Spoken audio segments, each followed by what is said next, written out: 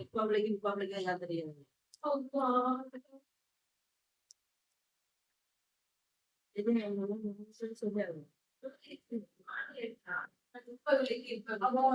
ചായ എവിടെ കണ്ടിട്ടാണ് കേറി റൂമിനകത്ത് പോയിട്ട് പറയില്ല എനിക്ക് ചായ കുറവാണ്.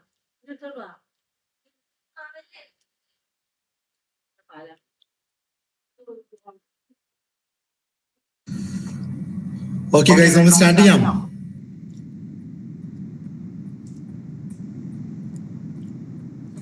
ഓക്കെ, നമ്മള് കഴിഞ്ഞ ക്ലാസ്സിൽ ഏത് വരെയാണ് ഡിസ്കസ് ചെയ്തെന്നുള്ളത് ഓർമ്മയുണ്ടോ? ഞാൻ സ്ക്രീൻ ഷെയർ ചെയ്യുന്നുണ്ട്. നമ്മൾ പ്ലാനിങ് ഇൻ ഇന്ത്യ എന്ന് പറയുന്ന ടോപ്പിക്കാണ് ഡിസ്കസ് ചെയ്തുകൊണ്ടിരുന്നത്.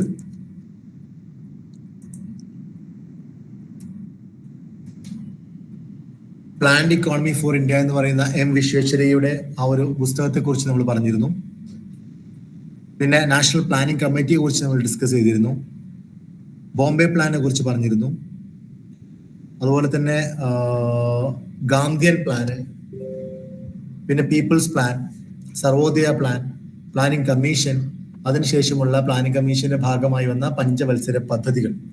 ആ പഞ്ചവത്സര പദ്ധതികൾ തുടങ്ങുന്നതിന് മുമ്പ് നമ്മൾ പ്ലാനിംഗ് കമ്മീഷനെ കുറിച്ചിട്ടും അതിന്റെ പ്രത്യേകതകളെ കുറിച്ചിട്ടും അതിന്റെയും നിലവിലുള്ള നിതി ആയോഗ് എന്ന് പറയുന്ന സംവിധാനത്തിന്റെയും ഒരു കമ്പാരിസൺ നമ്മൾ കണ്ടു. ഓക്കെ, പിന്നെ നമ്മൾ പഞ്ചവത്സര പദ്ധതികളിലോട്ട് കടന്നു എന്നുള്ളതാണ് എൻ്റെ ഓർമ്മ, അല്ലെ? 5 ഇയർ പ്ലാൻസ് ഏതുവരെ ഡിസ്കസ് ചെയ്തിരുന്ന ഓർമ്മയുണ്ടോ?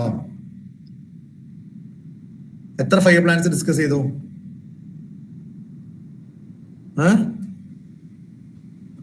2 കംപ്ലീറ്റ് ആക്കിയോ?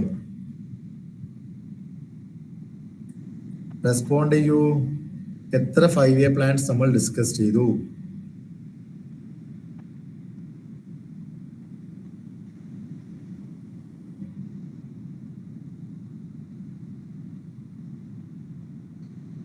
ഓക്കെ,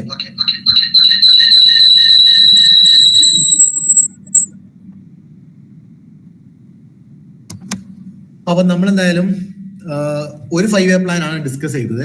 നമ്മൾ സെക്കൻഡ് 5 ഇയർ പ്ലാനോട് കിടക്കുകയാണ്. ഞാൻ അന്ന് പറഞ്ഞിരുന്നു 1 തൊട്ട് 5 വരെയുള്ള പഞ്ചവത്സര പദ്ധതികൾ കുറച്ചധികം നമുക്ക് ഡിസ്കസ് ചെയ്യാനുണ്ട്. ഓക്കെ, അപ്പൊ ഇത് തന്നെയാണ് ഏറ്റവും പ്രധാനപ്പെട്ട പഞ്ചവത്സര പദ്ധതികളും. അതിനുശേഷമുള്ളത് ഒരുപക്ഷെ ഒരു ക്ലാസ്സിലോ അല്ലെങ്കിൽ 2 ക്ലാസ്സോ കൊണ്ട് തീർക്കാവുന്നതാണ്. നമ്മൾ ഒന്നാമത്തെ പഞ്ചവത്സര പദ്ധതി വളരെ വിശദമായിട്ട് മനസ്സിലാക്കി ആ കാലഘട്ടത്തിൽ നടന്ന കാര്യങ്ങൾ ഒക്കെ ടൈം ലൈൻ അടിസ്ഥാനത്തിൽ നമ്മൾ മനസ്സിലാക്കിയിരുന്നു. ഇനി നമ്മൾ രണ്ടാമത്തെ പഞ്ചവത്സര പദ്ധതിയിലോട്ട് കടക്കുകയാണ്. ഒന്നാം പഞ്ചവത്സര പദ്ധതി പഠിച്ച സമയത്ത് നമ്മൾ പറഞ്ഞൊരു പോയിന്റ് ആയിരുന്നു, ഈ പഞ്ചവത്സര പദ്ധതിക്ക് ഹരോഡ് ദോമർ മോഡൽ എന്നുള്ള ഒരു പേരുണ്ടെന്ന്. അങ്ങനെ പേര് വരാനുള്ള കാരണം ഞാനെന്ന് പറഞ്ഞിരുന്നു. കെനീഷ്യൻ എക്കണോമിസ്റ്റ് ആയിട്ടുള്ള ഹരോഡും ദോമറും അവർ രണ്ടുപേരും വിവിധ കാലഘട്ടങ്ങളിൽ മുന്നോട്ട് വെച്ച ഒരു എക്കണോമിക് ഡെവലപ്മെന്റൽ മോഡൽ, അന്ന് ലോക പ്രശസ്തമായിരുന്ന ആ എക്കണോമിക് ഡെവലപ്മെന്റൽ മോഡലിന്റെ അടിസ്ഥാനത്തിൽ ആണ് നമ്മുടെ ഒന്നാം പഞ്ചവത്സര പദ്ധതി നമ്മൾ തയ്യാറാക്കിയത്. അപ്പോൾ അതുകൊണ്ടാണ് അതിന് ഹരോഡ് ദോമർ മോഡൽ എന്ന് ഞാൻ പറഞ്ഞിരുന്നു.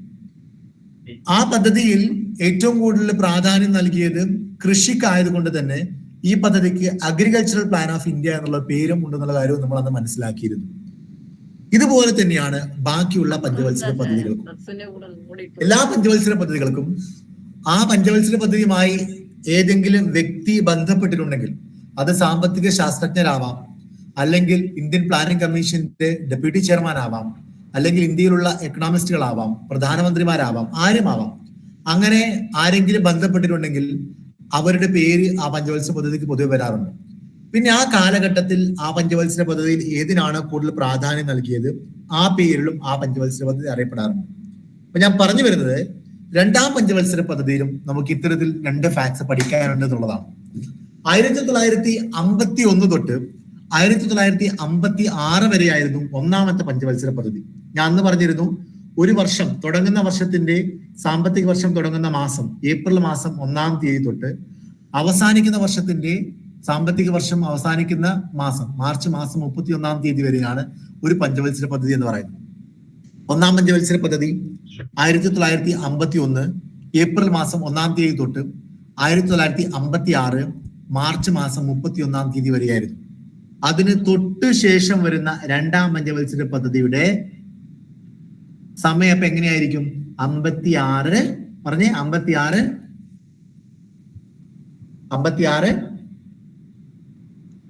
ഏപ്രിൽ ഏപ്രിൽ 1 തുടങ്ങി 61 മാർച്ച് 31 അവസാനിക്കുന്നു. ഇതാണ് രണ്ടാം പഞ്ചവത്സര പദ്ധതി കാലഘട്ടം എന്ന് പറയുന്നത്. രണ്ടാം പഞ്ചവത്സര പദ്ധതിയുടെ കാലഘട്ടം എന്ന് പറയുന്നത്. ഓക്കെ, ഇത് ശ്രദ്ധിച്ചിരുന്നു. ഈ രണ്ടാം പഞ്ചവത്സര പദ്ധതി കാലഘട്ടത്തെ രണ്ടാം പഞ്ചവത്സര പദ്ധതി കാലഘട്ടത്തെ നമ്മൾ അറിയപ്പെടുന്നത് PC മെഹ്ലാനോബിസ് മോഡൽ അല്ലെങ്കിൽ മെഹ്ലാനോബിസ് മോഡൽ എന്നാണ്. PC മെഹ്ലാനോബിസ് മോഡൽ അല്ലെങ്കിൽ മെഹ്ലാനോബിസ് മോഡൽ എന്നാണ്. ആരാണ് PC മെഹ്ലാനോബിസ്? നിങ്ങൾ ഇദ്ദേഹത്തെ കുറിച്ച് കേട്ടിട്ടുണ്ടോ? PC മെഹ്ലാനോബിസിനെ കുറിച്ച് കേട്ടിട്ടുണ്ടോ? SCERT-യിൽ എവിടേക്കോ ഒരു ചെറിയൊരു കോളം ഞാൻ വായിച്ചാൽ എനിക്ക് ഓർമ്മയുണ്ട്. പ്രശാന്ത ചന്ദ്ര മെഹ്ലാനോബിസ്. നിങ്ങൾ പ്ലസ് 1 പഠിക്കുന്ന പ്ലസ് 2 പഠിക്കുന്ന ആളുകൾ, എക്കണോമിക്സ് പഠിക്കുന്നവർ ഈ കൂട്ടത്തിലുണ്ടെങ്കിൽ ഇദ്ദേഹത്തിന്റെ പേര് നിങ്ങൾ എന്തായാലും പഠിച്ചിട്ടുണ്ടാവും, അല്ലെങ്കിൽ നിങ്ങൾ പഠിക്കും. ആരാണ് ഇദ്ദേഹം? ആർക്കിടെക്ട് ഓഫ് ഇന്ത്യൻ പ്ലാനിംഗ് അല്ലേ സാർ? Very good. ആണോ? Yes, architect of Indian planning എന്നറിയപ്പെടുന്ന വ്യക്തി ആരാ? അത് M വിശ്വേശ്വരയ്യ അല്ലേ? Father of Indian statistics. Wonderful, super, great, അടിപൊളി. ഇന്ത്യൻ സ്റ്റാറ്റിസ്റ്റിക്സിന്റെ പിതാവ്. Great, super. ഓക്കെ, ഇദ്ദേഹത്തിന്റെ ജന്മദിനം എന്താണെന്ന് അറിയാമോ നിങ്ങൾക്ക്? ഇദ്ദേഹത്തിന്റെ ജന്മദിനം ജൂൺ 29 ആണ്. ജൂൺ 29. ആ ജൂൺ 29 പ്രത്യേകത എന്താണെന്നറിയോ? ഇദ്ദേഹം ഈ കുട്ടി പറഞ്ഞ പോയിന്റുമായി ഒരു കാര്യം പഠിക്കാനുണ്ട് അതിൽ. എന്താണ്? 29th of June every year we are observing as national statistics day. എല്ലാ വർഷവും നമ്മൾ ദേശീയ സ്റ്റാറ്റിസ്റ്റിക്സ് ദിനമായിട്ട് നമ്മൾ ആചരിക്കുന്നത് ഈ PC മെഹ്ലാനോബിസിന്റെ ജന്മദിനമായിട്ടുള്ള 29 ജൂണിനാണ്. ആരാണ് PC മെഹ്ലാനോബിസ്? ഇന്ത്യൻ സ്റ്റാറ്റിസ്റ്റിക്സിന്റെ പിതാവാണ്. ഇന്ത്യയിൽ അറിയപ്പെടുന്ന ഒരു എക്കണോമിസ്റ്റ് ആയിരുന്നു. അദ്ദേഹം പ്രപ്പോസ് ചെയ്ത ഒരു പദ്ധതിയാണ് ഈ രണ്ടാം പഞ്ചവത്സര പദ്ധതി. അദ്ദേഹം മുന്നോട്ട് വെച്ച പദ്ധതിയാണ് രണ്ടാം പഞ്ചവത്സര പദ്ധതി. നമ്മൾ ഒന്നാം പഞ്ചവത്സര പദ്ധതിയിൽ കാർഷിക മേഖലയ്ക്ക് ഇന്ത്യക്ക് ഏറ്റവും ആവശ്യമായിട്ടുള്ള കൃഷി, അതായത് നമ്മൾ ഭക്ഷ്യധാന്യങ്ങളിലൊക്കെ നമ്മൾ സെൽഫ് സഫിഷ്യന്റ് ആവുക എന്നുള്ള ഉദ്ദേശത്തോടു കൂടിയാണ് നമ്മൾ കൃഷിക്ക് പ്രാധാന്യം കൊടുത്തത് അല്ലെ? കാരണം സ്വാതന്ത്ര്യം കിട്ടിയ ഉടനെ തന്നെയാണ്. ആ കാർഷിക പദ്ധതി ആയിരുന്നെങ്കിൽ നമ്മൾ ഒന്നാം പഞ്ചവത്സര പദ്ധതി വളരെ വിജയകരമായി പൂർത്തീകരിച്ചു. അത്യാവശ്യം ഫുഡ് ഗ്രെയിൻസും കാര്യങ്ങളൊക്കെ നമ്മുടെ കയ്യിലായപ്പോൾ നമ്മൾ ഇനി അങ്ങോട്ടും നമ്മൾ അഗ്രികൾച്ചറിന് മാത്രം പ്രാധാന്യം കൊടുത്താൽ പോരാ.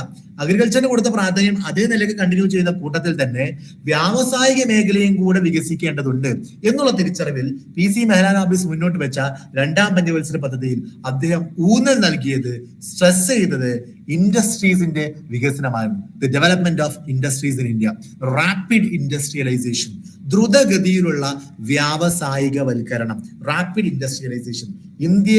ഇന്ത്യയെ വ്യവസായവൽക്കരിച്ചുകൊണ്ട് വ്യത്യസ്ത വ്യാവസായിക സംരംഭങ്ങൾ ഇന്ത്യയിൽ ആരംഭിക്കാനും വ്യാവസായിക മേഖലക്ക് കെട്ടുറപ്പുള്ള ഒരു അടിത്തറ ഉണ്ടാക്കാനും വേണ്ടിയിട്ട് രണ്ടാം പഞ്ചവത്സര പദ്ധതിയിൽ നമ്മൾ പ്രാധാന്യം നൽകി.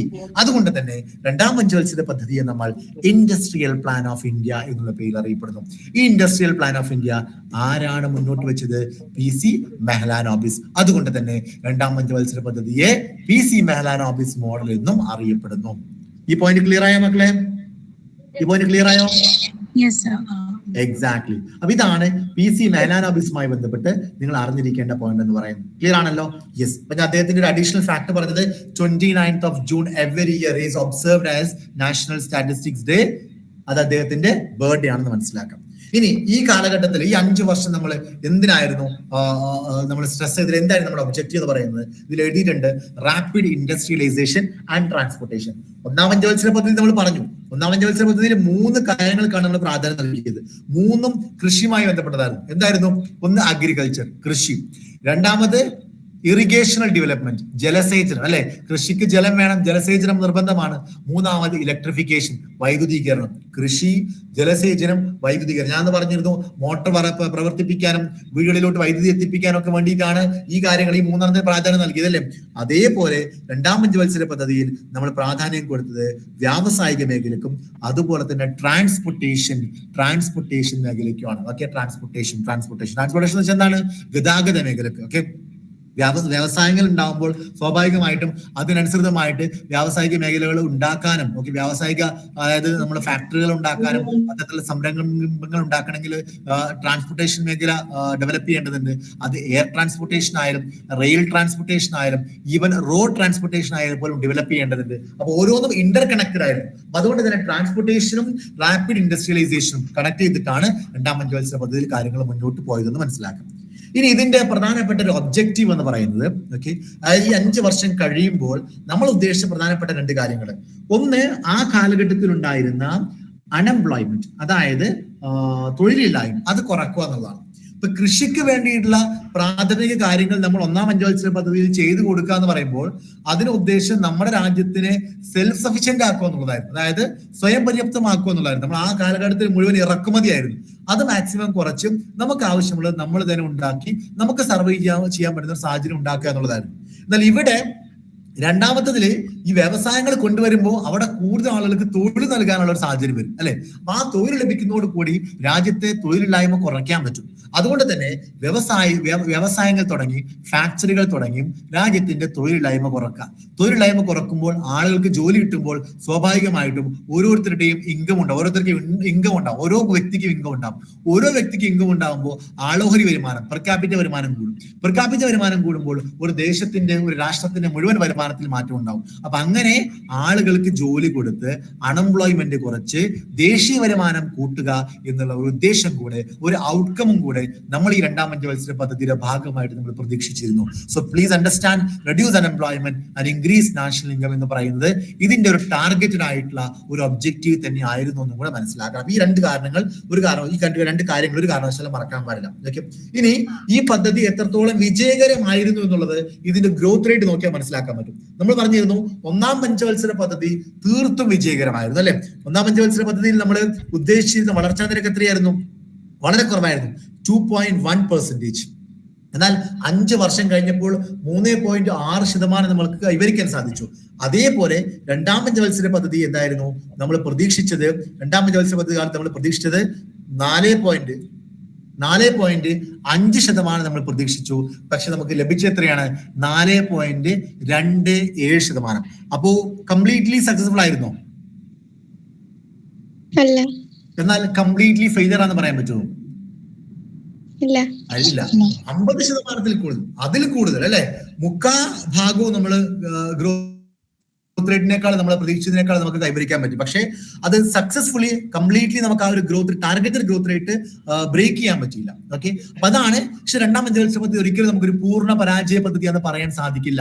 ഒരു പക്ഷെ നമുക്ക് വിജയിച്ച പദ്ധതികളുടെ കൂട്ടത്തിൽ ഉൾപ്പെടുത്താൻ, ടാർഗറ്റ് റേറ്റ് ഗ്രോത്ത് റേറ്റ് വെച്ച് നോക്കുമ്പോൾ പക്ഷേ ആ ഒരു സ്റ്റാറ്റിസ്റ്റിക്കിൽ ഉൾപ്പെടുത്താൻ പറ്റില്ല. പക്ഷെ ഇതൊരു ഏറെക്കുറെ വിജയിച്ച പദ്ധതി തന്നെയായിട്ട് നമുക്ക് കണക്കാക്കാൻ പറ്റുള്ളൂ. ഓക്കെ, ഈ പദ്ധതിക്ക് ഒരുപാട് പ്രത്യേകതകളുണ്ട്. ഒന്നാം പഞ്ചവത്സര പദ്ധതി പോലെയല്ല, ഈ പദ്ധതിക്ക് ഒരുപാട് പ്രത്യേകതകളുണ്ട്. പ്രത്യേകത എന്ന് പറയുമ്പോൾ ഞാൻ നേരത്തെ പറഞ്ഞു, ഇത് ഇൻഡസ്ട്രിയൽ പ്ലാൻ ആണ്. ഈ ഇൻഡസ്ട്രിയൽ പ്ലാൻ എന്ന് പറഞ്ഞാൽ ഈ പഞ്ചവത്സര പദ്ധതിയുമായി ബന്ധപ്പെട്ട് ഈ പഞ്ചവത്സര പദ്ധതി കാലഘട്ടത്തിൽ നടന്ന മുഴുവൻ കാര്യങ്ങളും 1956-ൽ ഇന്ത്യൻ പാർലമെന്റ് അംഗീകരിച്ച ഒരു പ്രത്യേക നയത്തിന്റെ അടിസ്ഥാനത്തിലായിരുന്നു. ആ നയത്തിന്റെ പേരാണ് ഇൻഡസ്ട്രിയൽ പോളിസി റെസൊല്യൂഷൻ എന്ന് പറയുന്നത്. ഇൻഡസ്ട്രിയൽ പോളിസി റെസൊല്യൂഷൻ ഇത് നിങ്ങൾ ശ്രദ്ധിച്ച് മനസ്സിലാക്കേണ്ടതാണ്. സിവിൽ സർവീസിനെ സംബന്ധിച്ചിടത്തോളം വലിയ പ്രാധാന്യമുള്ള ഒരു ടോപ്പിക്കാണ് ഇൻഡസ്ട്രിയൽ പോളിസി റെസൊല്യൂഷൻ എന്ന് പറയുന്നത്. മെയിൻസ് എക്സാമിന് പോലും പലപ്പോഴും ചോദ്യം വന്നിട്ടുള്ള ഒരു ഭാഗമാണ് ഈ industrial policy resolution of India എന്ന് പറയുന്നത്. ഓക്കെ, നിങ്ങൾ എനിക്ക് തോന്നുന്നു നിങ്ങൾ +1 +2 എനിക്ക് ഓർമ്മയില്ല, എക്കണോമിക്സ് നിങ്ങൾ മൈക്രോ മാക്രോ എക്കണോമിക്സ് പഠിക്കുന്നുണ്ട്. ഓക്കെ, അവിടെ നിങ്ങൾ പഞ്ചവത്സര പദ്ധതിയെ കുറിച്ചൊക്കെ ഇന്ത്യൻ ഇക്കോണമി പഠിക്കുന്ന സമയത്ത് കുറച്ച് പോർഷനിൽ ഈ ഇൻഡസ്ട്രിയൽ പോളിസി റെസൊല്യൂഷനെ കുറിച്ച് പഠിക്കുന്നുണ്ട്. ഓക്കെ, അതുപോലെ തന്നെ 10ാം ക്ലാസ്സിലോ 9ാം ക്ലാസ്സിലോ കണ്ടോ നിങ്ങൾ പഞ്ചവത്സര പദ്ധതി പഠിക്കുന്ന സമയത്ത് കുറച്ച് പോർഷനിൽ ചെറുതായിട്ട് ഇതിനൊന്ന് മെൻഷൻ ചെയ്തിട്ട് പോകുന്നത്. പക്ഷേ ഇതിനെക്കുറിച്ച് ഇപ്പോൾ നിങ്ങളൊരു ഫൗണ്ടേഷൻ സ്റ്റേജിൽ നിൽക്കുന്ന സമയത്തും വളരെ ഡെപ്തിൽ മനസ്സിലാക്കേണ്ടതില്ല. പക്ഷെ എന്നിരുന്നാൽ പോലും കുറച്ച് കാര്യങ്ങൾ മനസ്സിലാക്കേണ്ടതും. നമ്മുടെ രണ്ടാം പഞ്ചവത്സര പദ്ധതി ഈ ഒരു കാര്യത്തിന് അടിസ്ഥാനത്തിൽ തന്നെയായിരുന്നു, ഇൻഡസ്ട്രിയൽ പോളിസി റെസൊല്യൂഷൻ അടിസ്ഥാനത്തിലായിരുന്നു. എന്താണ് ഇൻഡസ്ട്രിയൽ പോളിസി റെസൊല്യൂഷൻ എന്ന് പറയുന്നത്? അതായത് നമുക്ക് 1948 കാലഘട്ടങ്ങളിൽ 1948 കാലഘട്ടങ്ങളിൽ ഇന്ത്യക്ക് ഇതുപോലൊരു ഇൻഡസ്ട്രിയൽ പോളിസി റെസൊല്യൂഷൻ ഉണ്ടായിരുന്നു. ഇതിന് മലയാളം വ്യാവസായിക നയം എന്നുള്ളതാണ്. ഓക്കെ, വ്യാവസായിക നയം. ആ വ്യാവസായിക നയത്തിന്റെ അടിസ്ഥാനത്തിലായിരുന്നു ഈ സ്വാതന്ത്ര്യത്തിന് ശേഷമുള്ള ഇന്ത്യയുടെ വ്യാവസായിക കാര്യങ്ങളൊക്കെ നടന്നുകൊണ്ടിരുന്നത്. 1956-ൽ ഓക്കെ ഇന്ത്യൻ പാർലമെന്റ് എന്ത് ചെയ്തു? ഒരു പുതിയ നയം നമ്മൾ സ്വീകരിച്ചു. ഇത് വളരെയധികം ശ്രദ്ധിച്ചിരിക്കേണ്ട പോയിന്റാണ്. ഒരു പുതിയ നയം സ്വീകരിച്ചു. ഓക്കെ, ആ നയത്തിന്റെ പേരാണ് industrial policy resolution of 1956. Industrial policy resolution of 1956. ഇതിനെ നമ്മൾ IPR 1956 എന്നുള്ള പേരിൽ അറിയപ്പെടാറുണ്ട്. ഓക്കെ, ഇത് ഇന്ത്യൻ പാർലമെന്റ് അംഗീകരിച്ചു. എന്താണ് ഈ ഇൻഡസ്ട്രിയൽ പോളിസി റെസൊല്യൂഷന്റെ ഒരു പ്രത്യേകത എന്ന് പറയുന്നത്? ഈ ഇൻഡസ്ട്രിയൽ പോളിസി റെസൊല്യൂഷന്റെ ഉദ്ദേശം എന്ന് പറഞ്ഞാൽ ഇങ്ങനെയായിരുന്നു: ഇനി തൊട്ട് നമ്മുടെ രാജ്യത്ത് നമ്മൾ ഉണ്ടാക്കാൻ പോകുന്ന വ്യവസായങ്ങൾ, അത് ഫാക്ടറി ആവട്ടെ, വ്യാവസായിക സംരംഭങ്ങളാവട്ടെ, എന്തുമാവട്ടെ, അത് എങ്ങനെയായിരിക്കണം, ആരായിരിക്കണം അതിന്റെ ഓണർ, അതിന്റെ വരുമാനം എങ്ങനെ എടുക്കണം എന്നുള്ളതിനെ കുറിച്ച് വ്യക്തമായ ഒരു രൂപരേഖ തയ്യാറാക്കിയ ഒരു നയമാണ് ഇൻഡസ്ട്രിയൽ പോളിസി റെസൊല്യൂഷൻ എന്ന് പറയുന്നത്. ഓക്കെ, ഇതിന്റെ ഉദ്ദേശം എന്തായിരുന്നു? ഒരു സോഷ്യലിസ്റ്റിക് പാറ്റേൺ ഓഫ് സൊസൈറ്റി ഉണ്ടാക്കുക എന്നുള്ളത്. Socialistic pattern of society. എന്താ സോഷ്യലിസ്റ്റിക് പാറ്റേൺ ഓഫ് സൊസൈറ്റി എന്ന് പറഞ്ഞാൽ? സോഷ്യലിസത്തിൽ അടിസ്ഥാനമായിട്ടുള്ള ഒരു സമൂഹത്തെ വാർത്തെടുക്കുക. എന്താണ് ഈ സോഷ്യലിസം എന്ന് പറഞ്ഞാൽ? സോഷ്യലിസത്തിന്റെ പ്രത്യേകത എന്താ? ഒരു സോഷ്യലിസ്റ്റ് രാജ്യത്ത് പ്രധാനമായിട്ടും ആരായിരിക്കും പവർഫുൾ? പ്രൈവറ്റ് കമ്പനികളായിരിക്കോ, അതോ ആർക്കായിരിക്കും കൂടുതൽ ഓണർഷിപ്പ് ഉണ്ടാവുക? ഗവൺമെന്റിനായിരിക്കോ, പ്രൈവറ്റ് കമ്പനികൾക്കായിരിക്കോ? സോഷ്യലിസ്റ്റിക് പാറ്റേൺ ഓഫ് സൊസൈറ്റി ഉണ്ടാക്കിയെടുക്കുക എന്നുള്ളതായിരുന്നു ഈ IPRന്റെ ഉദ്ദേശം.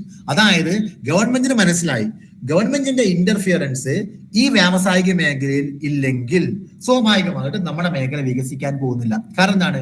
ഒരു പ്രൈവറ്റ് വ്യക്തി, അതിപ്പോ ഒരു ബാങ്ക് ആവട്ടെ, അല്ലെങ്കിൽ ഏതൊരു സ്ഥാപനമാവട്ടെ, ഒരു പ്രൈവറ്റ് വ്യക്തിയാണ് തുടങ്ങുന്നുണ്ടെങ്കിൽ, അതൊരു വ്യാവസായിക സ്ഥാപനമായാലും ഒരു ബാങ്ക് ആയാലും ഏത് തരത്തിലുള്ള സ്ഥാപനം ഒരു പ്രൈവറ്റ് വ്യക്തി തുടങ്ങുമ്പോൾ, ഒരു ഇൻഡിവിജ്വൽ തുടങ്ങുമ്പോൾ, അവന്റെ പ്രൈമറി മോട്ടീവ് എന്ന് പറയുന്നത് എന്താണ്? പ്രോഫിറ്റ് ആണ്, ലാഭമാണ്.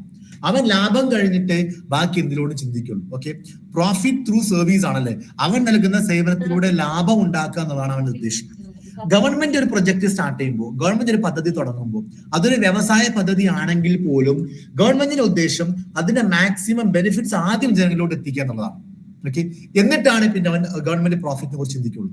അപ്പൊ ഒരു സോഷ്യലിസ്റ്റിക് പാറ്റേൺ ഉണ്ടാക്കിയാൽ മാത്രമേ നമ്മുടെ രാജ്യത്തെ കോടിക്കണക്കിന് വരുന്ന ജനങ്ങൾക്ക് ഇന്ത്യയിൽ വരുന്ന വ്യവസായങ്ങളുടെ ബെനിഫിറ്റ് കിട്ടുകയുള്ളൂ എന്നുള്ള ഉത്തമ ബോധം അന്നത്തെ ഗവൺമെന്റ് ഉണ്ടായിരുന്നു. അതിന്റെ അടിസ്ഥാനത്തിൽ ഒരു സോഷ്യലിസ്റ്റിക് പാറ്റേൺ ഓഫ് സൊസൈറ്റി ഉണ്ടാക്കാൻ വേണ്ടിയിട്ടാണ് ഇൻഡസ്ട്രിയൽ പോളിസി റെസൊല്യൂഷൻ എന്ന് പറയുന്ന IPR എന്ന് പറയുന്ന ഒരു മാർഗരേഖ ഇന്ത്യ ഗവൺമെന്റ് കൊണ്ടുവരുന്നത്. ഈ IPRന്റെ പ്രത്യേകത എന്നറിയാമോ? ഈ IPRന്റെ പ്രത്യേകത എന്ന് പറഞ്ഞാൽ, ഈ ഒരു IPR പ്രകാരം ഇന്ത്യയിലുള്ള വ്യവസായങ്ങളെ മൂന്നാക്കി അങ്ങ് തരംതിരിച്ചു. എന്താണ്? മൂന്നാക്കി തരംതിരിച്ചു. ഒന്നാമത്തെ കാറ്റഗറിന്റെ പേരാണ് ഷെഡ്യൂൾ എ. എന്താണ് ഷെഡ്യൂൾ എ? ഒന്നാമത്തെ കാറ്റഗറിന്റെ പേരാണ് ഷെഡ്യൂൾ എ. എന്താണ് ഷെഡ്യൂൾ എ എന്ന് പറഞ്ഞാല്? ഷെഡ്യൂൾ എ എന്ന് പറഞ്ഞാല് ആ ഷെഡ്യൂൾ എ എന്ന് പറയുന്ന കാറ്റഗറിയിൽ കുറച്ച് വ്യവസായങ്ങളുണ്ട്. ഏറെക്കുറെ 12 കൂടുതൽ വ്യവസായങ്ങളുണ്ടായിരുന്നു തോന്നുന്നു. എന്തായാലും ആ ഷെഡ്യൂൾ എയിൽപ്പെട്ട ഇൻഡസ്ട്രീസിന് പ്രത്യേകത, ആ ഇൻഡസ്ട്രീസ് എല്ലാം, ആ വ്യവസായങ്ങളെല്ലാം തുടങ്ങാൻ ആർക്കേ അർഹതയുള്ളൂ? ഗവൺമെന്റിന് മാത്രമേ അധികാരമുള്ളൂ.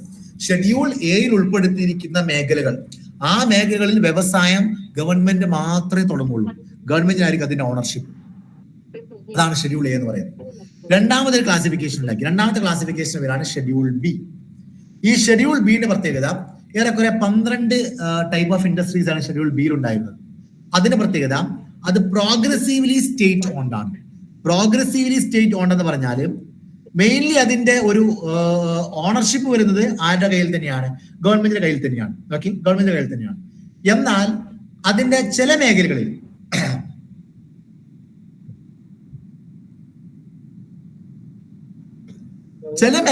പ്രൈവറ്റ് കമ്പനികളുടെ ഒരു സപ്പോർട്ടും കൂടി ഉണ്ടാവും.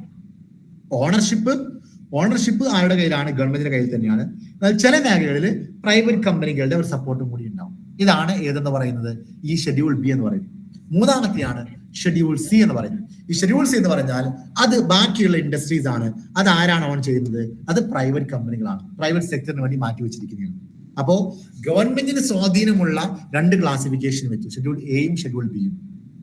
മൂന്നാമത് അതിൽ ഉൾപ്പെടാത്ത വ്യവസായങ്ങളെ ആർക്ക് കൊടുത്തു? ആ മേഖലകളിലൊക്കെ പ്രൈവറ്റ് വ്യക്തികൾക്ക് വ്യവസായങ്ങൾ തുടങ്ങാൻ പറ്റും. ആ രീതിയിലാക്കി. ഇപ്പൊ ഉദാഹരണം ഞാൻ പറയാം. ഇപ്പൊ ഷെഡ്യൂൾ എയിൽ തുടങ്ങിയിരിക്കുന്ന, ഷെഡ്യൂൾ എയിൽ ഉൾപ്പെടുത്തിയ ചില വ്യവസായങ്ങളാണ് ആംസ് ആൻഡ് അമ്യൂണിയേഷൻ. ഇപ്പൊ ഈ പറഞ്ഞ പോലെ നമ്മുടെ ആയുധങ്ങളൊക്കെ ഉണ്ടാക്കാം, അതിന്റെ ഡിഫൻസ് മേഖലയുമായി ബന്ധപ്പെട്ടിരിക്കുന്ന എക്യുപ്മെന്റ്സ് ഉണ്ടാക്കാം, അതിന്റെയൊക്കെ കംപ്ലീറ്റ് ഉത്തരവാദിത്തം ആരുടെ കയ്യിലായിരുന്നു? ഗവൺമെന്റ്. അതായത് ഷെഡ്യൂൾ എയിൽപ്പെട്ട വ്യവസായങ്ങളായിരുന്നു. ഗവൺമെന്റ് മാത്രം അത് ചെയ്യാൻ പാടുള്ളൂ. അറ്റോമിക് എനർജി പ്രൈവറ്റ് മേഖലയ്ക്ക് അറ്റോമിക് എനർജി കൊടുത്താൽ അവസ്ഥ എന്തായിരിക്കും? ആലോചിക്കുക. അപ്പൊ അറ്റോമിക് എനർജി ഗവൺമെന്റിന് മാത്രം അതിൽ കൈകടത്താൻ പറ്റുള്ളൂ. വേറെ ആർക്കും അത് ചെയ്യാനുള്ള അർഹതയില്ല, അധികാരമില്ല. Iron and steel. ഇന്ന് അയൺ ആൻഡ് സ്റ്റീൽ മേഖലയിൽ പ്രൈവറ്റ് കമ്പനികളുണ്ട്. അന്ന് അയൺ ആൻഡ് സ്റ്റീൽ മേഖലയില് ഗവൺമെന്റ് കമ്പനികൾ മാത്രമേ ഉള്ളൂ. അന്ന് ഗവൺമെന്റ് അയൺ ആൻഡ് സ്റ്റീൽ മേഖലയിൽ ഗവൺമെന്റ് കമ്പനികൾ മാത്രം വന്നത് കൊണ്ടാണ് ആ മേഖല അത്രയും വികസിച്ചത്. അന്ന് പ്രൈവറ്റ് മേഖല പ്രൈവറ്റ് മേഖലക്ക് അതിന്റെ ഇത് കൊടുത്തിരുന്നെങ്കിൽ ഇന്ന് കാണുന്ന രീതിയിൽ അയൺ ആൻഡ് സ്റ്റീൽ മേഖല വികസിക്കില്ലായിരുന്നു. ലോകത്ത് വളരെയധികം ശ്രദ്ധിക്കപ്പെടുന്ന ഇന്ത്യൻ വ്യവസായങ്ങളിൽ ഏറ്റവും കൂടുതൽ തല ഉയർത്തി നിൽക്കുന്ന ഒരു വ്യവസായമാണ് iron and steel industry of India എന്ന് പറയുന്നത്. അത് ഗവൺമെന്റിന്റെ ആ ദീർഘവീക്ഷണം, അന്നത്തെ ഗവൺമെന്റിന്റെ നെഹ്റു ഗവൺമെന്റിന്റെ ദീർഘവീക്ഷണം കൊണ്ട് അത് ആദ്യം അവരുടെ കയ്യിൽ വെക്കുകയും പിന്നീട് അത് പ്രൈവറ്റ് സെക്ടറിനും കൂടെ ബിസിനസ് തുടങ്ങാൻ പറയുന്ന രീതിയിൽ മാറ്റുകയും ചെയ്തുകൊണ്ടാണ് ഇന്ന് കാണുന്ന രീതിയിലൂടെ അത് എത്തിയെന്ന് മനസ്സിലാക്കാം. അയൺ ആൻഡ് സ്റ്റീൽ അതെല്ലാം ആരുടെ കീഴായിരുന്നു? ഗവൺമെന്റിന്റെ കീഴായിരുന്നു. അപ്പൊ ഇതാണ് ഞാൻ പറഞ്ഞത്. അപ്പൊ ഇങ്ങനെ ഓരോരോ മേഖലകൾ തിരിച്ചു, ഓരോ മേഖലയിലും ആര് ബിസിനസ് ചെയ്യാം, ഗവൺമെന്റിന് ചെയ്യാൻ പറ്റുമോ, പ്രൈവറ്റിന് ചെയ്യാൻ പറ്റുമോ, അങ്ങനെ വേർതിരിച്ച് 3 ക്ലാസിഫിക്കേഷൻ ഉണ്ടാക്കി. Schedule A, schedule B, schedule C. A എന്ന് പറഞ്ഞാൽ completely under the ownership of state government. B എന്ന് പറഞ്ഞാൽ പ്രോഗ്രസീവ്ലി സ്റ്റേറ്റ് ഓൺ ആണ്, അതായത് ഗവൺമെന്റിന് ഓണർഷിപ്പ് ഉണ്ട്, പക്ഷേ പ്രൈവറ്റ് സപ്പോർട്ടും കൂടെ ചിലപ്പോൾ ഉണ്ടാവും. ചില ഇപ്പൊ സപ്ലൈ ചെയ്യുന്ന കാര്യങ്ങളൊക്കെ ചിലപ്പോൾ പ്രൈവറ്റ് സപ്പോർട്ട് ഉണ്ടാവും. മൂന്നാമത് പ്രൈവറ്റ് സെക്ടറിന് വേണ്ടി മാറ്റി വെച്ചിരിക്കുന്ന വ്യവസായങ്ങൾ. ഇങ്ങനെ 3 കാറ്റഗറി ആക്കിയിട്ട് അതിനെ മാറ്റി എന്നുള്ളതാണ് ഇതിന്റെ ഒരു സത്യാവസ്ഥ. ഇതിന്റെ ഒരു പോയിന്റ് എന്ന് പറയുന്നത് ഇൻഡസ്ട്രിയൽ പോളിസി റെസൊല്യൂഷൻ. അപ്പൊ ആ ഒരു ഇൻഡസ്ട്രിയൽ പോളിസി റെസൊല്യൂഷനിലൂടെ ഗവൺമെന്റ് ഉദ്ദേശിച്ചത് എന്തായിരുന്നു? ഇന്ത്യയെ ഒരു സോഷ്യലിസ്റ്റിക് പാറ്റേണിലോട്ട് മാറ്റുക എന്നുള്ളത്. ക്ലിയർ ആണല്ലോ? ഈ ഇൻഡസ്ട്രിയൽ പോളിസി, ഈ പോളിസിയാണ് ഇന്ത്യയുടെ സാമ്പത്തിക ഭരണഘടന എന്നറിയപ്പെടുന്നത്. കണ്ടില്ലേ? അതായത് അത്രയും പ്രാധാന്യം ഈ ഒരു പോളിസിക്ക് ഉണ്ടായിരുന്നു. ഇന്ത്യൻ സമ്പദ് വ്യവസ്ഥ ഇത്രയും വികസിക്കുന്നതിൽ, ഇന്ത്യൻ സമ്പദ് വ്യവസ്ഥ ഇന്ന് കാണുന്ന സ്ഥിതിയിൽ എത്തിയതിൽ ഈ ഇൻഡസ്ട്രിയൽ പോളിസി റെസൊല്യൂഷന് വലിയ പങ്കുണ്ട്.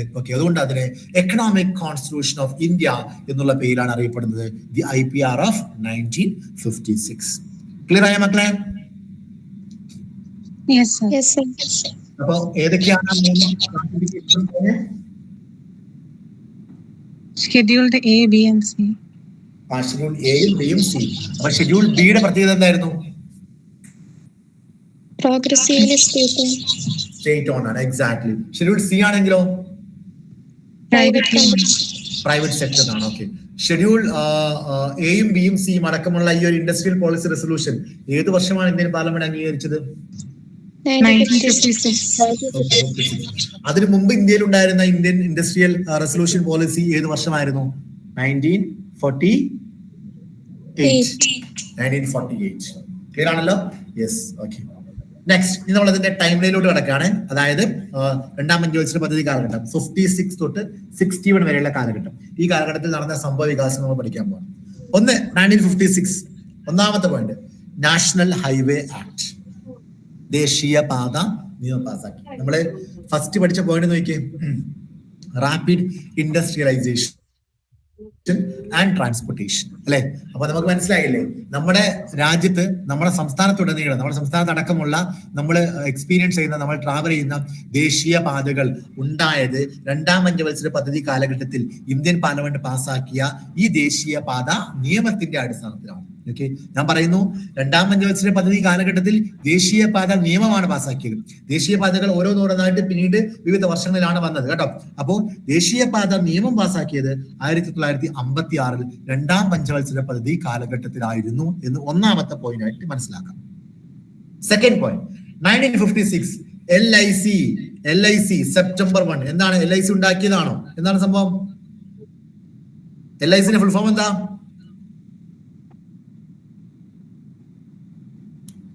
LICയുടെ ഫുൾ ഫോം എന്താ? Life insurance corporation. Life insurance corporation 1956 September മാസം 1-ാം തീയതിയാണ് ലൈഫ് ഇൻഷുറൻസ് കോർപ്പറേഷൻ എന്ന് പറയുന്ന ഈ ഒരു സ്ഥാപനം നമ്മുടെ രാജ്യത്ത് നിലവിൽ വന്നത്.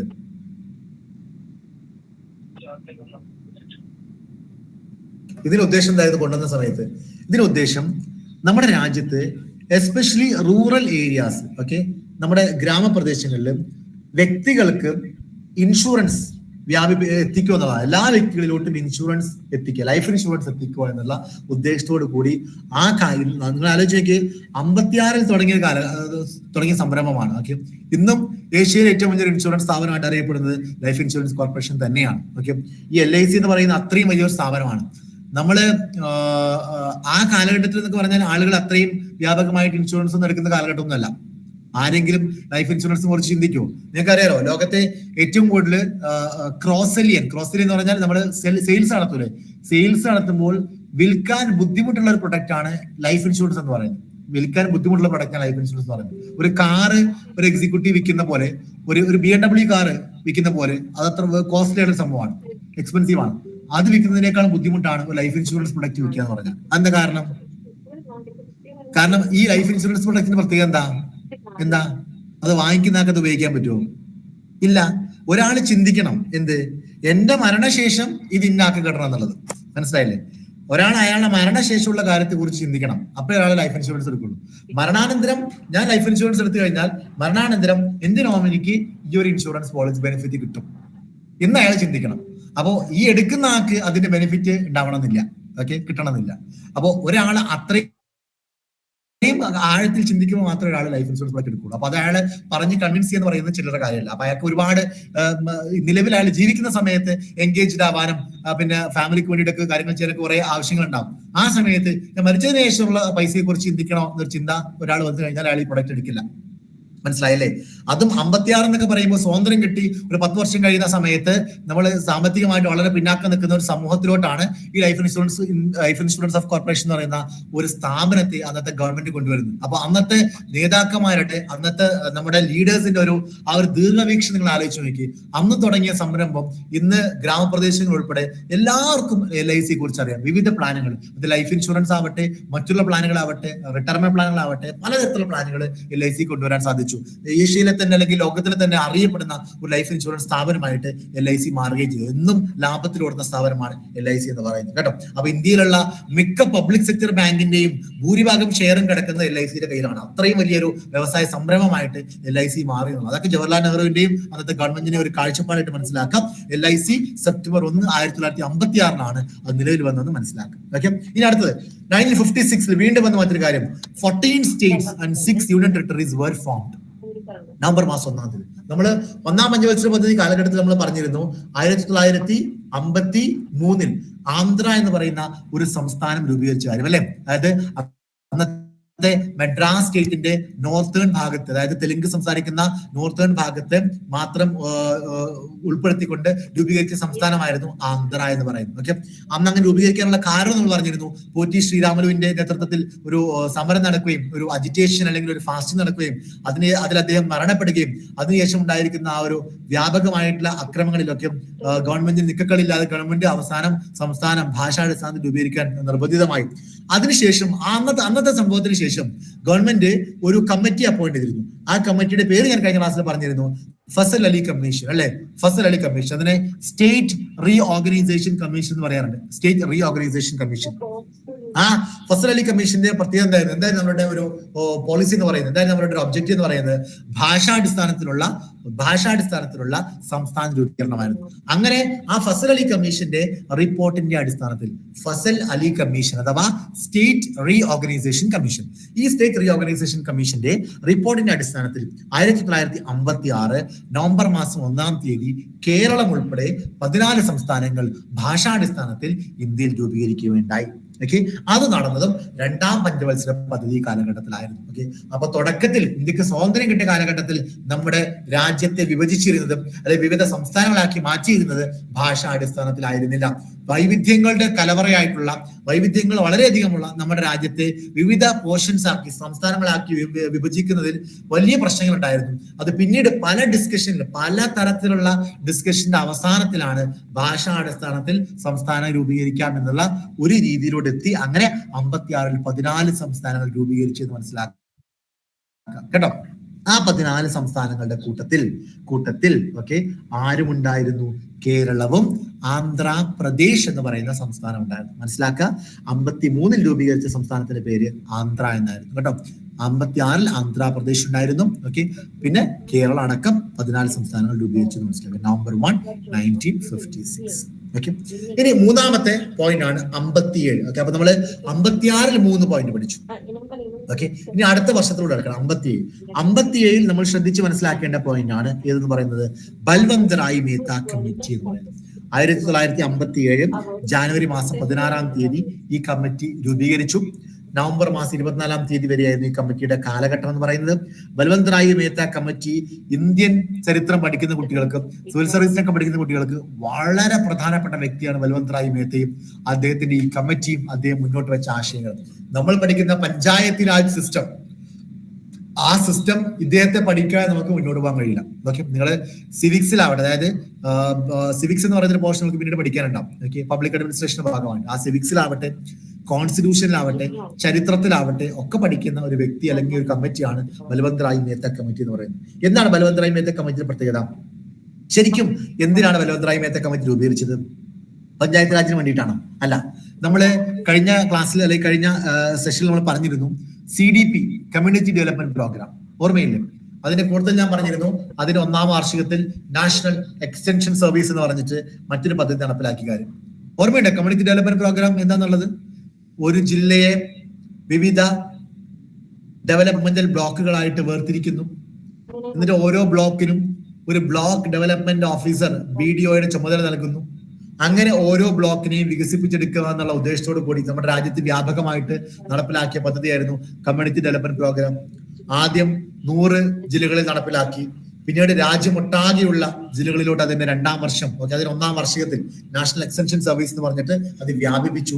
വലിയ വിജയം കൈവരിച്ച പദ്ധതിയായിരുന്നു ഈ നാഷണൽ എക്സ്റ്റൻഷൻ സർവീസും CDP എന്ന് പറഞ്ഞ പദ്ധതി.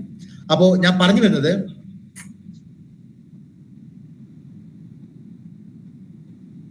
1957 ഈ കമ്മിറ്റി രൂപീകരിച്ചപ്പോൾ അതിന്റെ മെയിൻ ഒബ്ജക്റ്റീവ് എന്ന് പറയുന്നത്, it was appointed in 1957 by the government of India. എന്തിനായിരുന്നു? To look into the functions of the community development program and national extension service. ഈ CDPയുടെയും NESന്റെയും ഫങ്ഷൻസ്, ഓക്കെ, അത് എങ്ങനെയൊക്കെയാണ് നടക്കുന്നത്, അത് ഭംഗിയായിട്ട് നടക്കുന്നുണ്ടോ എന്നൊക്കെ വിലയിരുത്താനും അതിന്റെ ഫങ്ഷൻസും ഒക്കെ നോക്കാൻ വേണ്ടിയിട്ടായിരുന്നു, മനസ്സിലാക്കാനും അതിനെക്കുറിച്ച് റിപ്പോർട്ട് തയ്യാറാക്കാൻ വേണ്ടിയിട്ടായിരുന്നു ഈ ഒരു കമ്മിറ്റി അവർ രൂപീകരിച്ചത്. ഈ കമ്മിറ്റി പലതരത്തിലുള്ള കാര്യങ്ങൾ ഉൾപ്പെടുത്തിക്കൊണ്ട് റിപ്പോർട്ട് സമർപ്പിച്ചു. ആ റിപ്പോർട്ടിൽ അദ്ദേഹം മുന്നോട്ട് വെച്ച വളരെ പ്രധാനപ്പെട്ട ഒരു പോയിന്റ് ആയിരുന്നു ഡെമോക്രാറ്റിക് ഡീസെൻട്രലൈസേഷൻ എന്ന് പറയുന്നത്. ഓക്കെ, അതായത് വികേന്ദ്രീകരണം, അധികാര വികേന്ദ്രീകരണം, താഴെ തട്ടിലോട്ട് അധികാരം കൊടുക്കാം. അപ്പോ നമ്മളൊരു സംസ്ഥാനത്തിന് മുഖ്യമന്ത്രി ഉണ്ട്, ഒരു ജില്ലയിൽ ഒരു കളക്ടർ ഉണ്ട്, അത് മാത്രം പോരാ. ഓരോ ഗ്രാമപ്രദേശങ്ങളും വികസിക്കണമെന്നുണ്ടെങ്കിൽ അവിടെ ഒരു അഡ്മിനിസ്ട്രേറ്റീവ് ബോഡി വേണം. ആ അഡ്മിനിസ്ട്രേറ്റീവ് ബോഡിക്ക് ആ പ്രദേശത്തിന്റെ വികസന കാര്യങ്ങളിൽ കൈകടത്താനുള്ള ഫണ്ട് കൊടുക്കണം. അവരെന്ത് ചെയ്യണം? ആ ഓരോ അവർക്ക് നൽകിയിരിക്കുന്ന ആ പ്രദേശങ്ങൾ വികസിപ്പിക്കുക. അങ്ങനെ ഒരു ജില്ലയിൽ തന്നെ വിവിധ പ്രദേശങ്ങൾക്ക് ഒരു ബോഡി. അങ്ങനെയാകുമ്പോൾ ഓരോ പ്രദേശവും വികസിക്കും, അങ്ങനെ ഒരു ജില്ല വികസിക്കും. ഓരോ ജില്ലയിലും ഇങ്ങനെ നടക്കുമ്പോൾ ഒരു സംസ്ഥാനം, അങ്ങനെ ഒരു രാജ്യം. ഈ ഒരു കോൺസെപ്റ്റാണ് ഈ ഡീസെൻട്രലൈസേഷൻ എന്ന് പറയുന്നത്. ആ ഡീസെൻട്രലൈസേഷൻ കോൺസെപ്റ്റിന്റെ ഭാഗമായിട്ട് അദ്ദേഹം മുന്നോട്ട് വെച്ച 3 കാര്യങ്ങളായിരുന്നു: democratic decentralisation of power through the creation of A 3-layered Panchayati Raj system. ഒരു 3 തലത്തിലുള്ള ഒരു പഞ്ചായത്തി രാജ് സിസ്റ്റം, ഒരു ഡീസെൻട്രലൈസ്ഡ് സിസ്റ്റം. ഓക്കെ, എന്തൊക്കെയായിരുന്നു അത്? ഒന്ന്, ഒരു ഗ്രാമപഞ്ചായത്ത് എന്ന് പറയുന്ന ഒരു സിസ്റ്റം, പിന്നെ ഒരു പഞ്ചായത്ത് സമിതി എന്ന് പറയുന്ന സിസ്റ്റം, പിന്നെ ജില്ലാ പരിഷത്ത്. മനസ്സിലാക്കുക, ഞാൻ പറയുന്നത് ബൽവന്ത് റായ് മേത്ത കമ്മിറ്റിയുടെ റിപ്പോർട്ടാണ് കേട്ടോ. ഓക്കെ, അദ്ദേഹം മുന്നോട്ട് വെച്ചത് എങ്ങനെയായിരുന്നു?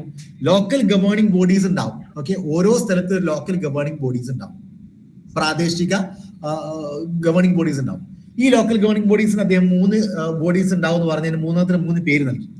ഏറ്റവും താഴെ തട്ടിലുള്ള ബോർഡിന്റെ പേരാണ് ഗ്രാമപഞ്ചായത്ത്. എന്താണ് ഗ്രാമപഞ്ചായത്ത്? തൊട്ട് മേലെയുള്ള മറ്റൊരു ബോഡിയുടെ പേരാണ് പഞ്ചായത്ത് സമിതി. 3ാമത്തെ ബോഡിയുടെ പേരാണ് ജില്ലാ പരിഷത്ത്. ഇസഡ് ആണ് ജില്ലാ പരിഷത്ത്. ഇങ്ങനെ 3 ബോഡികളാണ് ഇദ്ദേഹം മുന്നോട്ട് വെച്ചത്. ഇദ്ദേഹം മുന്നോട്ട് വെച്ച ബൽവന്ത് റായ് മേത്ത കമ്മിറ്റി മുന്നോട്ട് വെച്ച ഈ ആശയങ്ങളുടെ അടിസ്ഥാനത്തിലാണ് പിന്നീട് നമ്മുടെ രാജ്യത്ത് ഈ പഞ്ചായത്ത് രാജ് സിസ്റ്റം എന്ന് പറയുന്ന ഒരു സംവിധാനം തന്നെ പ്രാബല്യത്തിൽ വന്നത്. അപ്പൊ പഞ്ചായത്ത് രാജ് സിസ്റ്റവുമായി ബന്ധപ്പെട്ട് ബൽവന്ത് റായ് മേത്തക്ക് വലിയ എന്താ പറയാ പ്രാധാന്യം അല്ലെങ്കിൽ അദ്ദേഹത്തിന് പങ്കുണ്ട്. അത് നേരത്തെ പറയുകയും ചെയ്തു, അദ്ദേഹത്തിനെ നിയമിച്ചത് ഒരിക്കലും പഞ്ചായത്ത് രാജ് സിസ്റ്റത്തെ കുറിച്ച് പഠിക്കാനോ അതിനെ കുറിച്ച് റിപ്പോർട്ട് സമർപ്പിക്കാനോ ഒന്നുമല്ല. CDP, NES അതിന്റെ ഫങ്ഷൻസ് അതിലോട്ട് ലുക്ക് ചെയ്യാൻ വേണ്ടിയിട്ടാണ്, അതിലോട്ട് കാര്യങ്ങൾ അത് നോക്കി റിവ്യൂ ചെയ്ത് റിപ്പോർട്ട് സമർപ്പിക്കുകയാണ് ബൽവന്ത് റായ് നിയമിച്ചത്, അദ്ദേഹത്തിന്റെ നേതൃത്വത്തിൽ കമ്മിറ്റി നിയമിച്ചത്. അദ്ദേഹം റിപ്പോർട്ട് സമർപ്പിച്ചത് അദ്ദേഹം പറയാണ് കുറച്ചും കൂടെ നമുക്ക് വികസിപ്പിക്കണമെന്നുണ്ടെങ്കിൽ നമുക്ക് എന്ത് ചെയ്യാം, ഓരോ പ്രദേശത്തെയും ഓരോ ബോഡി ഉണ്ടാക്കാം, ലോക്കൽ ബോഡീസ് ഉണ്ടാക്കാം. അങ്ങനെ ചെയ്യാം. ഓരോ ലോക്കൽ ബോഡിക്കും ഓരോ പേരിട്ട് 3 ആക്കി പറഞ്ഞു, 3 ലെയർ ആക്കി പറഞ്ഞു. ആദ്യം ഗ്രാമപഞ്ചായത്ത്, പിന്നെ പഞ്ചായത്ത് സമിതി, പിന്നെ ജില്ലാ പരിഷത്ത്. ഈ കോൺസെപ്റ്റിൽ നിന്നാണ് നമ്മൾ ഇന്ന് കാണുന്ന ഈ പറയുന്ന ഗ്രാമപഞ്ചായത്തും ബ്ലോക്ക് പഞ്ചായത്തും ജില്ലാ പഞ്ചായത്തും എന്നൊക്കെ പറയുന്ന കോൺസെപ്റ്റുകൾ പിന്നീട് ഇവോൾവ് ചെയ്തു വന്നത് എന്ന് മനസ്സിലാക്കാം. ക്ലിയർ ആയ മക്കളെ? Yes, sir. അപ്പൊ ഇതാണ് ബൽവന്ത് റായ് മേത്ത കമ്മിറ്റിയുമായി ബന്ധപ്പെട്ട് മനസ്സിലാക്കാനുള്ളത്. ബൽവന്ത് റായ് മേത്ത എന്ന് പറയുന്ന ഇദ്ദേഹത്തിന്റെ നേതൃത്വത്തിലുള്ള കമ്മിറ്റി അപ്പോയിന്റ് ചെയ്യപ്പെട്ടത് 1956 ജാനുവരി 16 തൊട്ട് നവംബർ 24 വരെയാണ്. ഓക്കെ, ഇത് മനസ്സിലായി. നീ നോക്കിയേ, അപ്പൊ 50 നടന്ന പ്രധാനപ്പെട്ട കാര്യം അതായിരുന്നു. ഇനി അതിന്റെ ഒരു റിസൾട്ട് നമ്മൾ ഈ ഒരു 5 ഇയർ പ്ലാനാണ് നമ്മൾ ഡിസ്കസ് ചെയ്തത്. ഇതിലോ അടുത്തതിലായിട്ട് നമ്മൾ ഡിസ്കസ് ചെയ്തു. അപ്പൊ മനസ്സിലാക്കാൻ പറ്റും ആ പഞ്ചായത്തുകൾ രൂപീകരിക്കുന്നതൊക്കെ നമ്മൾ അടുത്ത പഞ്ചായത്ത് പദ്ധതിയിൽ ഡിസ്കസ് ചെയ്തിട്ടുണ്ട്. ഇനി 58 കിടക്കാണ്. 58 വളരെ പ്രധാനപ്പെട്ട ഒരു സംഭവം നടന്നു. 58 DRDO ഫോം ചെയ്തു. DRDO എന്താ? DRDO എന്ന് പറഞ്ഞാൽ Defense Research and Development Organization. Defence research and development organisation. Wonderful wonderful. എന്താണ് DRDOയുടെ പ്രത്യേകത? അവരെന്താ ചെയ്യുന്നത്? അവരാരാണ്?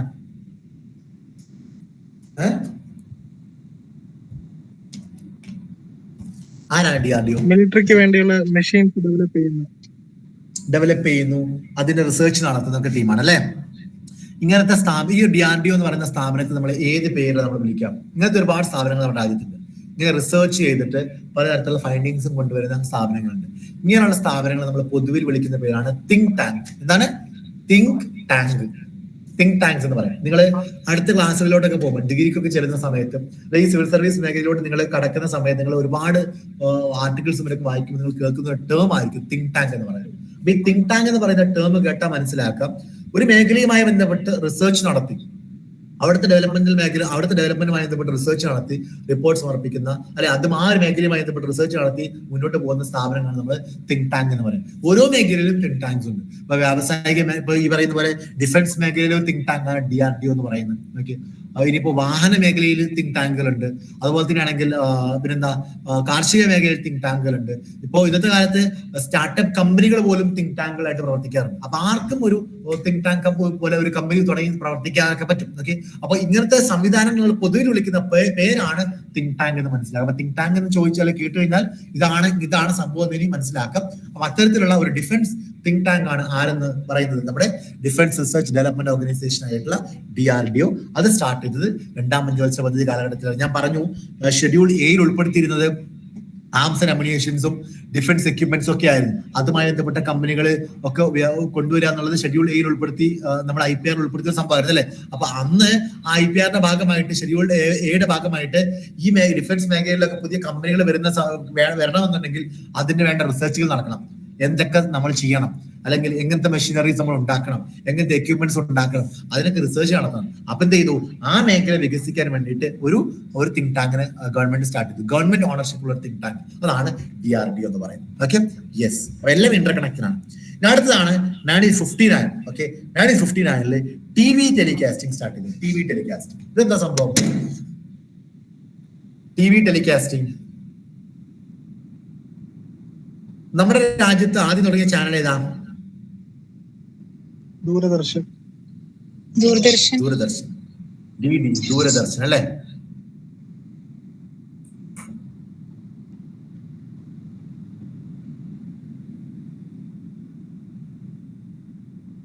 ജസ്റ്റ് സെക്കൻഡ് ഒന്ന് വെയിറ്റ് ചെയ്യണേ.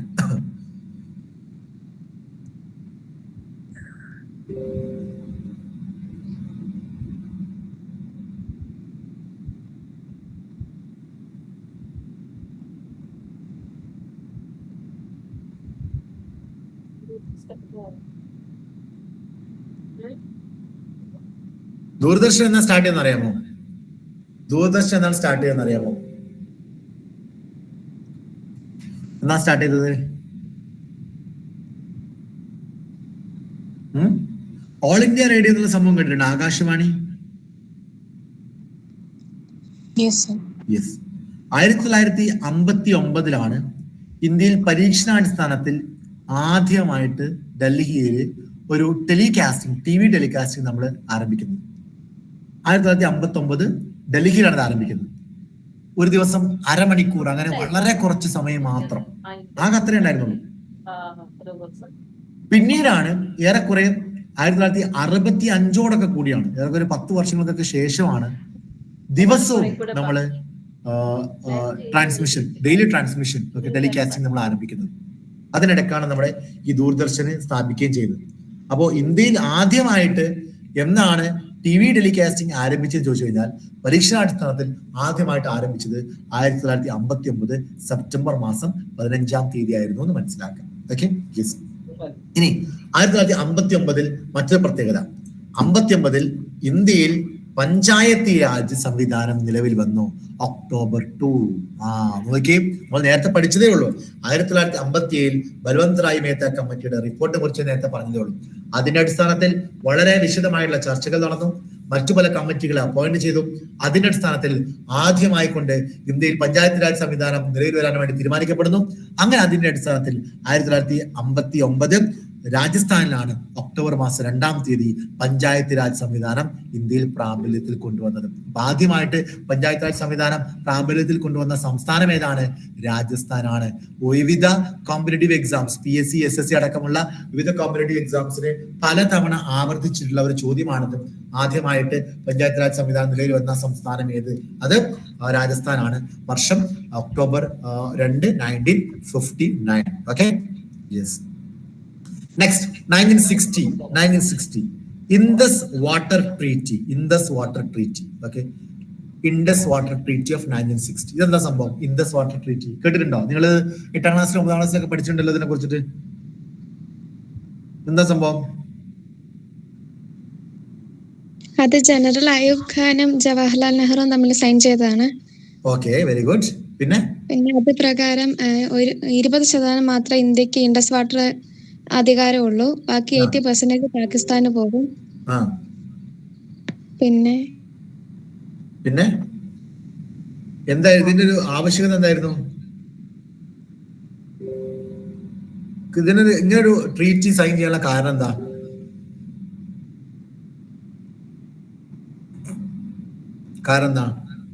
ഇൻഡസ് എന്ന് വെച്ചാൽ റിവർ ആണ് അല്ലെ? ഇൻഡസ് നദി എവിടെ നിന്ന് എവിടെ വരെയാണ് ഒഴുകിക്കൊണ്ടിരിക്കുന്നത്? ഇൻഡസ് നദിയുടെ ഒരു ഫ്ലോ എങ്ങനെയാണ്? അറേബ്യൻ സീലോട്ട്. അറേബ്യൻ സീലോട്ടാണ് പൊക്കോണ്ടിരിക്കുന്നത്. അറേബ്യൻ സീലോട്ട് പോകണമെന്നുണ്ടെങ്കിൽ അത് ഇന്ത്യയിലൂടെ ഒഴുകി ടിബറ്റിൽ നിന്ന് പുറപ്പെട്ട് ഇന്ത്യയിലോട്ട് വന്ന് ഇന്ത്യയിൽ നിന്ന് പാകിസ്ഥാനിലോട്ട് പോയി അങ്ങനെ പാകിസ്ഥാനിലുടനീളം ഒഴുകിയിട്ടല്ലേ അറേബ്യൻ സീൽ എത്തുന്നത് അല്ലെ? അപ്പോ ഈ ഇൻഡസിന്റെ പ്രത്യേകത, ഒരു വലിയ നദിയാണ്, നീളം കൂടിയ ഒരു നദിയാണ് ഇൻഡസ് എന്ന് പറയുന്നത്. ഇൻഡസ് ഒറ്റ നദിയല്ല. ഇൻഡസിന്റെ പ്രശ്നം വെച്ചാണെങ്കിൽ ഇൻഡസിന് പ്രധാനമായിട്ടും 5 പോഷക നദികളുണ്ട്, ട്രിബ്യൂട്ടറീസ് ഉണ്ട്. ഓക്കെ, അപ്പൊ എനിക്ക് വേറെ സംശയം, ഈ പോഷക നദികൾ എന്ന് പറഞ്ഞാൽ എന്താ?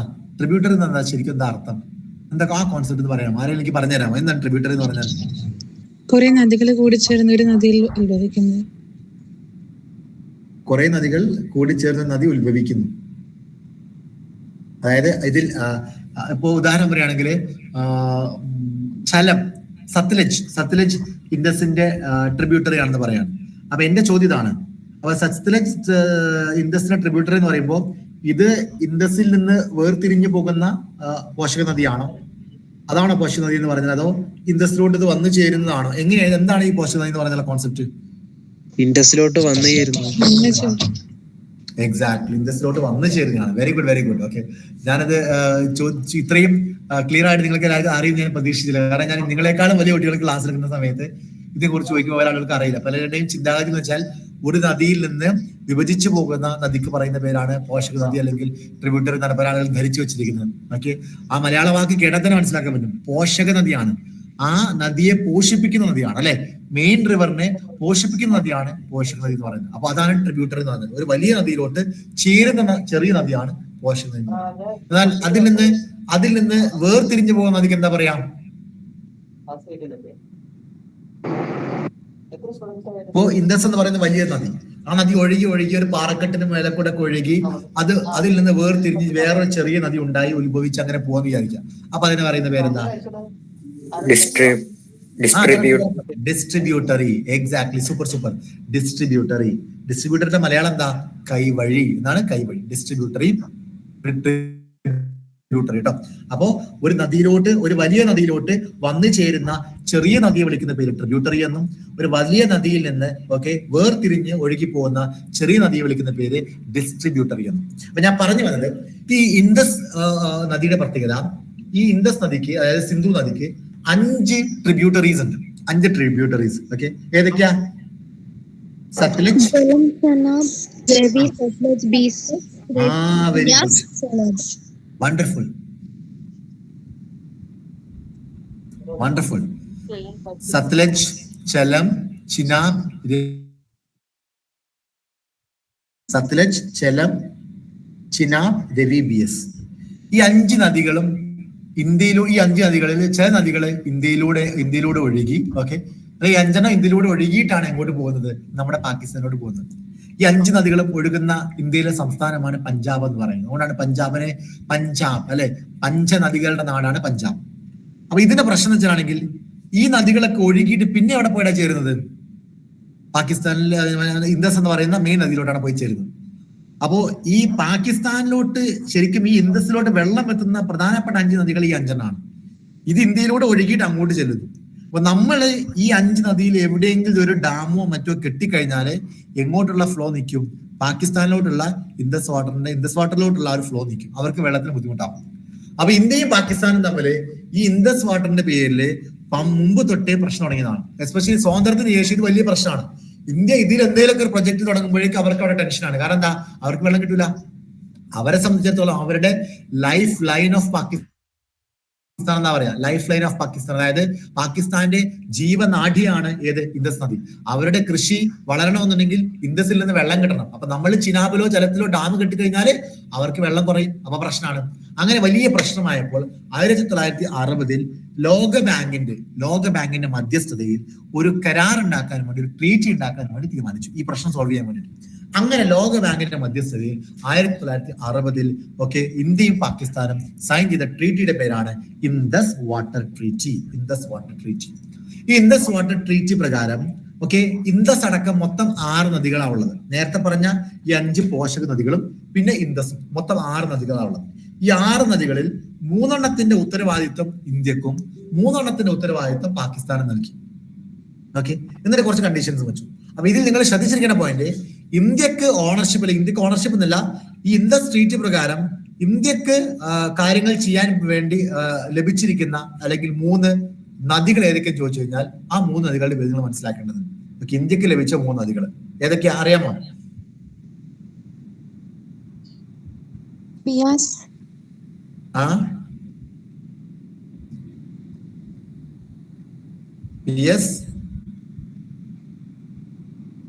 Sutlej, Ravi, Sutlej, Ravi, BS, Sutlej, Ravi, BRS, RBS എന്നൊക്കെ പറയാം അല്ലെ. പിന്നെ അവർക്ക് കിട്ടിയതോ?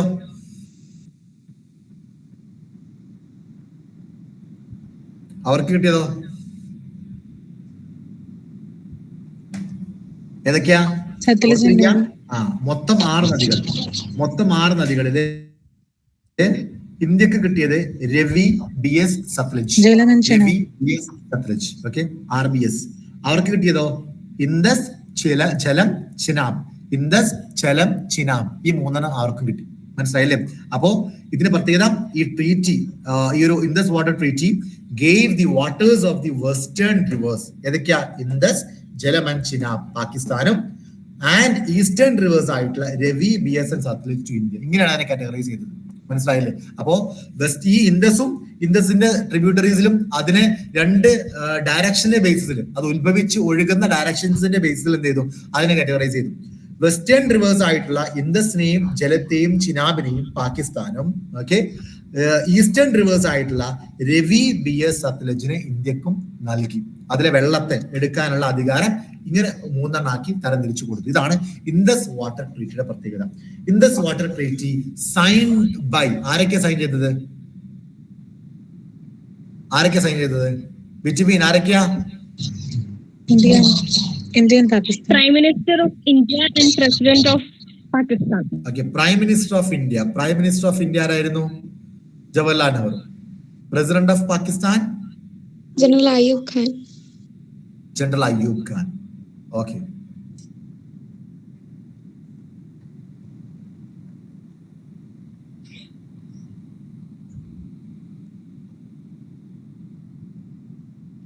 ഓക്കെ, ക്ലിയർ ആണല്ലോ? അപ്പൊ ഇതാണ് 1960 ഇൻഡസ് വാട്ടർ ട്രീറ്റിയെ കുറിച്ച് അറിയേണ്ടത്.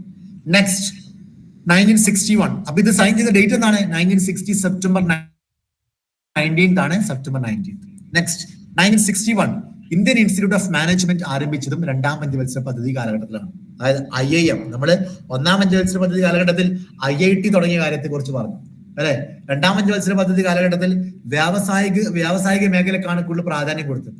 അപ്പോ ആ വ്യാവസായിക മേഖല വളർന്നു വരുമ്പോൾ ആ വ്യാവസായിക മേഖലയുടെ തലപ്പത്ത് മാനേജ്മെന്റ് അറിയാവുന്ന ആളുകൾ ഇല്ലെങ്കിൽ വ്യവസായങ്ങളാണെങ്കിൽ താറുമാറായി പോകാനും അത് ഷട്ട് ഡൗൺ ചെയ്യാനുള്ള സാധ്യതയുണ്ട്. അതുകൊണ്ട് തന്നെ വളരെ പ്രൊഫഷണൽ ആയിട്ടുള്ള ആളുകളെ വ്യവസായ സ്ഥാപനങ്ങളുടെ തലപ്പത്ത് കൊണ്ടുവരിക എന്നുള്ള ഉദ്ദേശത്തോടു കൂടി നമ്മുടെ രാജ്യം മുന്നോട്ട് കൊണ്ടുവന്ന ഒരു പുതിയ സംരംഭമായിരുന്നു, ഒരു ഇൻസ്റ്റിറ്റ്യൂഷൻ ആയിരുന്നു ഇന്ത്യൻ ഇൻസ്റ്റിറ്റ്യൂട്ട് ഓഫ് മാനേജ്മെന്റ് എന്ന് പറയുന്ന IIM എന്ന് പറയുന്ന സ്ഥാപനം.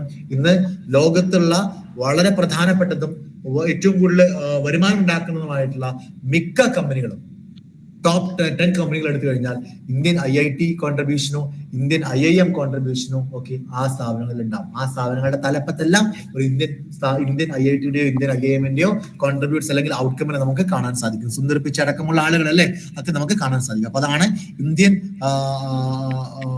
IIMന്റെയും IITയുടെയും പ്രത്യേകത എന്ന് മനസ്സിലാക്കുക. 1961 നവംബർ 13 IIM കൽക്കട്ട എന്ന് പറയുന്ന സ്ഥാപനം രൂപീകരിച്ചത്. അങ്ങനെയാണ് IIMന് തുടക്കം കുറിക്കുന്നത് എന്ന് മനസ്സിലാക്കട്ടോ. അപ്പോ ഒന്നാം പഞ്ചവത്സര പദ്ധതി കാലഘട്ടത്തിൽ IITയും രണ്ടാം പഞ്ചവത്സര പദ്ധതി കാലഘട്ടത്തിൽ IIM തുടങ്ങിക്കൊണ്ട് വ്യാവസായിക, കാർഷിക, ടെക്നിക്കൽ മേഖലയ്ക്ക് ഇന്ത്യയിൽ വലിയ മാറ്റങ്ങൾ കുറിച്ചു എന്ന് മനസ്സിലാക്കാം. ക്ലിയർ ആണല്ലോ? ഇതാണ് രണ്ടാം പഞ്ചവത്സര പദ്ധതിയുമായി ബന്ധപ്പെട്ട് അറിഞ്ഞിരിക്കേണ്ട പ്രധാനപ്പെട്ട വർഷങ്ങളും ആ കാലഘട്ടത്തിൽ നടന്ന സംഭവ വികാസങ്ങളും. ഇനി രണ്ടാം പഞ്ചവത്സര പദ്ധതി കാലഘട്ടത്തിൽ നമ്മൾ നേരത്തെ പറഞ്ഞിരുന്നു അയൺ ആൻഡ് സ്റ്റീൽ ഇൻഡസ്ട്രി അല്ലെ. Iron and steel industry schedule എയിൽ ഉൾപ്പെടുത്തിക്കൊണ്ട് അത് ഗവൺമെന്റ് ഓണർഷിപ്പിലാണെങ്കിൽ സ്റ്റാർട്ട് ചെയ്തു എന്ന് പറഞ്ഞു. ആ കാലഘട്ടത്തിൽ തുടങ്ങിയ ഏറ്റവും പ്രധാനപ്പെട്ട ഇൻഡസ്ട്രീസും ഈ അയൺ ആൻഡ് സ്റ്റീൽ ഇൻഡസ്ട്രി തന്നെയായിരുന്നു. അന്ന് ഇന്ത്യയിൽ സ്ഥാപിക്കപ്പെട്ട 3 സുപ്രധാന പ്ലാന്റുകളാണ് നമ്മൾ ഡിസ്കസ് ചെയ്യാൻ പോകുന്നത്. ഒന്ന് ദുർഗാപൂർ എന്ന് പറയുന്ന ഒരു പ്ലാനാണ്. ദുർഗാപൂർ എന്ന് പറഞ്ഞാൽ ബ്രിട്ടന്റെ സഹായത്തോടു കൂടി ഇന്ത്യ രൂപീകരിച്ച ഒരു പ്ലാന്റ് ആണ്. അത് സ്ഥിതി ചെയ്യുന്നത് വെസ്റ്റ് ബംഗാളാണ്. രണ്ടാമത്തെയാണ് ഭിലായ് എന്ന് പറയുന്നത്. ഭിലായ് സ്ഥിതി ചെയ്യുന്നത് ഛത്തീസ്ഗഡിലാണ്. ഭിലായിലെ ഈ പ്ലാന്റ് നമ്മൾ സ്ഥാപിച്ചത് റഷ്യയുടെ സഹായത്തോടു കൂടിയാണ്. മൂന്നാമത്തെ പേരാണ് റൂർക്കേല സ്ഥാപിച്ചിരിക്കുന്നത് ഒഡീഷയിലാണ്. ഒഡീഷ അന്നത്തെ ഒറീസ, ഇന്നത്തെ ഒഡീഷ. ആ ഒഡീഷയിലെ റൂർക്കേല പ്ലാന്റ് സ്ഥാപിച്ചത് ജർമ്മനിയുടെ സഹായത്തോടു കൂടിയാണ്. ഇവിടെ നിങ്ങൾ പഠിക്കേണ്ടത് ഒന്ന് പ്ലാന്റിന്റെ പേര്, ആ പ്ലാന്റ് ഏത് സംസ്ഥാനത്ത് സ്ഥിതി ചെയ്യുന്നു. നമ്പർ 3 ആ പ്ലാന്റ് സ്ഥാപിച്ചത് ഏത് രാജ്യത്തിന്റെ സാമ്പത്തിക സഹായത്തോടു കൂടിയാണ്. കേട്ടോ, ഇത് മനസ്സിലാക്കും. Durgapur in assistance with Britain അല്ലെങ്കിൽ ഇൻ അസോസിയേഷൻ വിത്ത് ബ്രിട്ടൻ സ്ഥാപിക്കപ്പെട്ടത് വെസ്റ്റ് ബംഗാൾ ആണ്. ഭിലായ് അസോസിയേഷൻ വിത്ത് റഷ്യ ഛത്തീസ്ഗഡിലാണ്. Rourkela association with Germany and ഒഡീഷയാണ്. ഇത്രയും കാര്യങ്ങളാണ് ഈ പ്ലാന്റുമായി ബന്ധപ്പെട്ട് അറിഞ്ഞിരിക്കുന്നത്. ഇതാണ് രണ്ടാം പഞ്ചവത്സര പദ്ധതിയുമായി ബന്ധപ്പെട്ട് അറിഞ്ഞിരിക്കാനുള്ള കാര്യങ്ങൾ. ഞാൻ ജസ്റ്റ് ഒന്ന് സമറൈസ് ചെയ്യുന്നു. രണ്ടാം പഞ്ചവത്സര പദ്ധതിയുടെ കാലഘട്ടത്തെ കുറിച്ച് നമ്മൾ പറഞ്ഞു. ഏപ്രിൽ 1, 1956 തുടങ്ങി മാർച്ച് 31, 1961 അവസാനിച്ചത്. PC മാലാനോബിസ് മോഡൽ എന്ന് അറിയപ്പെട്ടതിനുള്ള കാരണം ഞാൻ പറഞ്ഞു. അദ്ദേഹം പ്രപ്പോസ് ചെയ്തു. അദ്ദേഹത്തിന്റെ ജന്മദിനം പറഞ്ഞു. എന്തായിരുന്നു?